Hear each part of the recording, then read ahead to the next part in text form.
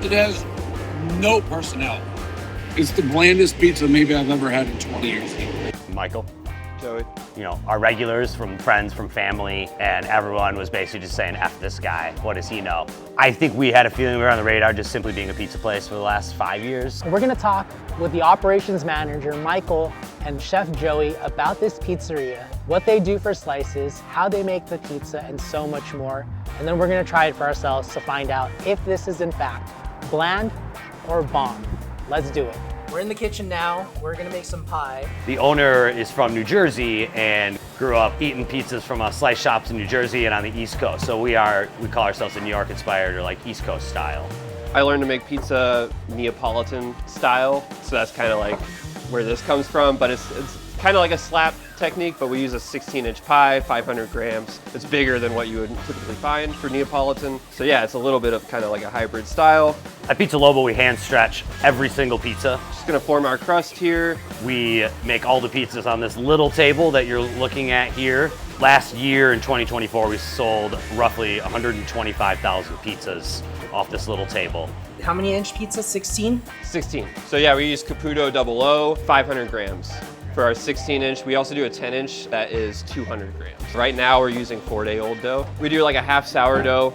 We have a sourdough starter that we maintain at our commissary location. From there, we make a pre-ferment dough that bulk ferments for overnight, one day. The next day, we incorporate that into the finished product. From there, we do a cold ferment for at least 3 days, but we can go up to like 4 or 5. Our mozzarella, we use a low moisture part skim and we get in blocks and shred it ourselves.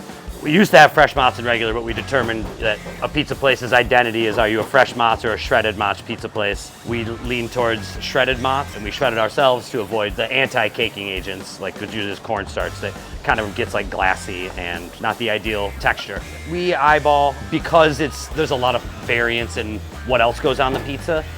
Putting too much cheese can completely ruin a pizza. If you add more toppings, you're adding moisture. Not enough cheese can completely ruin a pizza. So yes, you put the perfect amount. We like to judge ourselves and other pizza places on their cheese pizza. So that was our classic cheese that went in. You can't hide behind a cheese pizza. You don't have toppings that change the flavor of your pizza. It's all sauce and cheese and dough. You can pick your pepperoni, but ultimately it's pepperoni, right? We do use San Marzanos, and we don't cook the sauce before it goes on the pie. It gets onions and garlic and goes on raw. So you'll see, well, this one is gonna be a similar amount of cheese. On a Friday, we definitely need probably like 5 or 6 cheese and pep, followed by like maybe 3 sausage. We have a Bianca, which is our white pie. It's got a bunch of cheese, ricotta, fresh oregano, garlic. We have a vodka cheese called a White Russian. And then we do a slice of the day, mostly using the ingredients that we have, coming up with different combinations that are not on the menu. Our number 1 and number 2 selling pizzas are a pepperoni pizza and a pepperoni pizza. Our number 1 selling pizza is a pepperoni pizza with more toppings on it. It's called the Borgata. There's ricotta, hot honey, and basil. And then the number 2 selling pizza is just straight pepperoni. People love pepperoni. Chicago people gravitate towards sausage, but I think we're more of a New York style pizza. We do have sausage and we sell a ton of it, but I think that even at those Chicago places that sell sausage, I bet you they're selling more pepperoni. That's my theory. Yeah. Pizza's probably ready. Oh shit, you're right. So the fun thing about the first cook of the day usually doesn't even need a spin. You can take it right out. And then all our pizzas go onto a screen, and then we reheat for the slices. Shot of the undercarriage there. Do you have a standard time? It's usually around 60 seconds, same temp, same oven. You know, we like to see, you know, where it's cut along the slice, on the bottom of the crust, you know, see that start to brown a little bit, see the cheese start to bubble, you're good to go. A lot of visual cues, typically around 60 seconds, and you're good to go. What should we do next, the White Russian? Yeah. This is the funny one where I love a White Russian cocktail. And our bar manager, I kept asking him for it and he wouldn't make it for me. He was being reluctant, put it on the menu. What was the name of your bar again? Asterio. Asteria? Asterio. Asterio. So I came in one day and I said, Joey, we're making a White Russian pizza. What would a White Russian pizza be? Essentially, it's a vodka sauce pizza. The other thought was if it was a White Russian, he's gonna be smoking probably a cigarette while he drinks his vodka. So we use a smoky or a smoked provolone. Garlic oil, smoked provolone, our mozz again. When you do the cheese underneath the sauce, it puts the sauce forward. And it really showcases the flavors of the sauce. You know, you got onions, garlic, sauteed, some other aromatics in there. Deglaze with vodka, add tomatoes, let it simmer for a while, and then we finish it with cream, give it a good blend. Voila, seasoned to taste. Cooks down while it's in the oven. So if you were to just eat the pasta sauce now, or excuse me, if you were to taste the vodka sauce now, it might taste a little creamy. But once that cream and tomatoes all cooked down together in the oven, it's spectacular. So I got a White Russian right here. We gotta go film with the back right now. Thanks, bud. The slices really exploded. We have the takeout window and people come get slices there, right on the sidewalk and eat, you know, just after passing by. Since, you know, we've been very fortunate with business, we actually had to buy another pizza oven. Essentially, this pizza oven makes all of the slice pies for the service. If you order a slice of pizza and we don't have the pizza made, we'll make the pizza, we let the pizza cool down and then reheat it for you. Our slices aren't a fresh cut slice, it's a reheated slice. It needs to be that way every time. Has to be, yeah. We won't sell you a slice that's fresh out of the oven. It needs to cool, set, and be reheated so it can get that proper like crisp to it.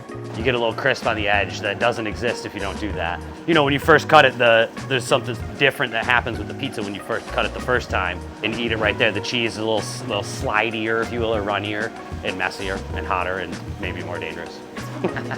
Right out of the oven, it was a completely different experience than on the reheat. And I'm like, man, that's so important that we capture that reheat. We've completely transitioned our brand at one point. After being open for a couple years, we are a big restaurant that closed in the pandemic. The team kind of went on their separate ways. Pizza Lobo kind of re-identified as a slice shop. When we first opened, we had a host and reservations and tables were 6 feet apart. We have since kind of pulled back from, you know, the to-do that comes with a sit-down restaurant and really lean into being a bar with slices of pizza. Yeah, our slice window pops off here. It's like the bulk of our business, honestly. What does logo mean?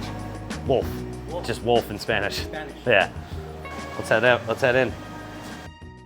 Are you running a pizzeria in this day and age? If so, your cheese costs are probably killing your margins. As someone who's talked to hundreds of pizzeria operators, I've seen this story play out many times. Here's what most pizzerias don't realize. Baccio isn't just selling you cheese, they're actually paying you to use premium cheese through their rewards program. Think about that. Better quality and cash back on every order. That's why I'm seeing more and more pizzerias switch to Baccio. They're getting the perfect cheese pull while actually improving their bottom line. Don't just take my word for it. Schedule a demo today and let them know what's Good Dough sent you. See how quality and profitability can actually go hand in hand. There's, you know, people maybe probably around the world who watch The Bear, and then they come to Chicago and they want to hit the spots, and some of the spots on the list are really tough to get into, and we're fortunate enough to be one of the more accessible options to visit from The Bear. They had a scout going around finding spots. We fed them and they loved it. They were eating lunch here often alongside filming here. We didn't do anything. They picked us and really loved pizza and the shot with the train and the slice of pizza. The slice window, yeah, all that. The outcome of it has been tremendous. It made us a tourist destination, if you will. We definitely noticed a surge in business. Every weekend, at least once, like per Saturday, we have a food tour that comes through, and that is from The Bear. 30 people or so. Yep. There's a scene where Sydney's trying to poach some cooks from our alley, our back door. So the food tour, when they come, they always, the guide always shows them the alley, and we have people taking pictures of dirty Chicago alley. There'll be staff out there smoking, and they're like, oh my gosh, they're really out there smoking. Yeah. One of the coolest things about pizza, or just working in pizza, and like being part of the community, and like everyone eats pizza. When you are a pizza place in a neighborhood, you become a bigger part of the community maybe than you ever planned on being.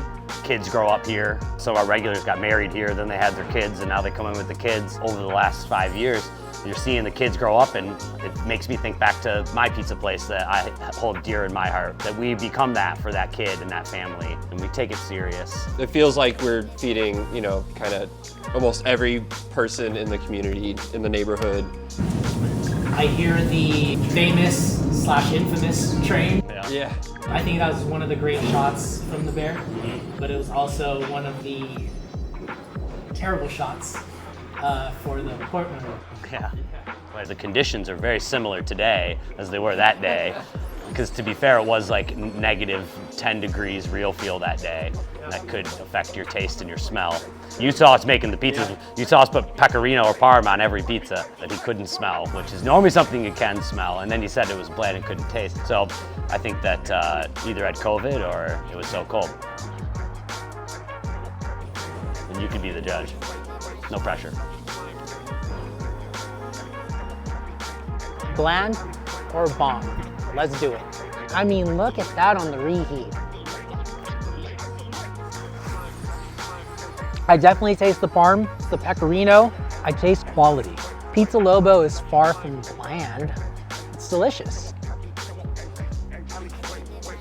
I think there's just the right amount of cheese. There's a great booty. There's a great flavor to that dough. Just the right amount of salt, great texture. You see all these little micro bubbles popping up right here? Great flavor on the dough. You can tell that it's been fermenting for a few days. It's a damn good slice. I am impressed. How can it be bland? You're talking about premium tomatoes here, San Marzanos, garlic, onion, salt. I don't understand. If I were to say one thing bad about this pizza, is that they could probably use higher quality cheese. And you can sort of tell the cheese performance there, piled on, coagulating. I think you could use less of a more premium cheese to have a very similar effect. But dude, don't get me wrong, this is a great slice. Great job, Pizza Lobo. Let's go. We feel really confident in our pizza. We love the pizza, eat it every single day. We care what people think, but like one man's opinion is one man's opinion. It's just not something that we necessarily want to put too much stock, time, energy into, you know? We feel we, produce a good product. We're super happy with it. We sold over 100,000 pizzas just at this location last year. So we were also just voted Chicago Readers best slice in Chicago. So we look at it as on Monday, we got a review from one person. And then on Friday, we got the results of a poll that polled the city and the people who live within the city. And our community voted us best pizza by the slice in the city, which I guess was a nice finish to the roller coaster that week. I think during the pandemic, when he was doing really good things for restaurants, he helped out a lot of people during the pandemic, a lot of struggling restaurants, and like that doesn't go unnoticed. What happens? Portnoy posts it, and it's just like bland. The reaction was support from our regulars, from friends, from family, and everyone was basically just saying, F this guy, what does he know?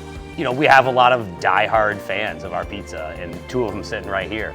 I mean, frankly, he's wrong, and that's fine. It's his opinion, and I think it's wrong. But no, I mean, if nothing bad, no one came in, and nothing negative. If anything, it exposed more positive support than anything else. We had people defending us on social media. We had people reaching out to us directly, wanting to defend us and just wanting to tell us how much they love us. It was disappointing, deflating a little bit, but you have to you can't let that ruin your week or whatever, you feel proud of what you're doing and you're confident and that you're doing the right things, then just stick with that.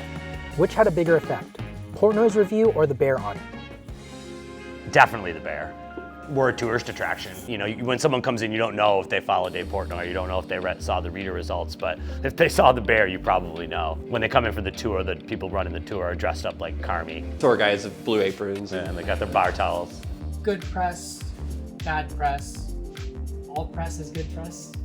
I'd think so. Maybe not so much in a restaurant. I think in our case, it's been that way. I mean, if it's Depends on how if bad it's it is. balanced. We care. We care about putting out good pizza and feeding the community. And we believe in what we're doing. And if you do that, the right people will look at the right times. That's what we believe. But we haven't fully made an official announcement that I know of. I think we still talk about it though. It's got the thumbs up. A third Pizza Lobo. It's in the West Loop, thriving neighborhood, Fulton Market. It's 2 stories, huge patio in the back, very unique to that neighborhood. Imagine downtown Chicago and a patio. We're really excited to bring Pizza by the Slice to that specific neighborhood where there's a lot of industry folk and there's a lot of people that live there, and right now a lot of the food options are out of reach. Can't wait to get there and offer the most affordable food option in the neighborhood and drink option and the best vibes. Let's go. Which is a big element of Pizza Lobo. We're super chill. We want you to come here and let loose, let your hair down, have fun, have a shot. We make limoncello. You should come by tonight if you're around, or just to check it out, because it's a lot of fun. You know, we get a lot of people come in to just drink and not even eat pizza. You all have seen some amazing success, 125,000 pizzas. I can't even count.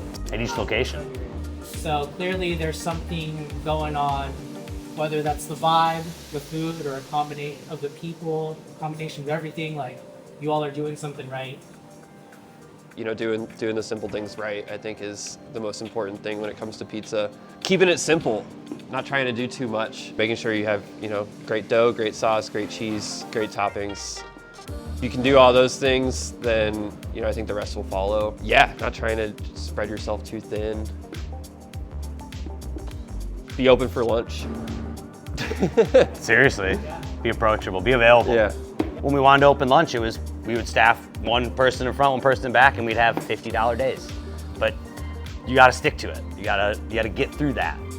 If you give up too soon, the people that go to lunch don't ever get a chance to come here. If you want to be that, and if you want to become that for one of your guests, you got to be available. We're 7 days a week, 12 to 12. You should be able to find our pizza every day. Even if we close for private events, we try to keep the slice window open. That's good. Before you got here, Joey was like, hey, he's gonna ask us this. We are kind of trying to decide if we'd be funny, if we'd take it literal, but we didn't make a decision either way. Joey, what's good dough?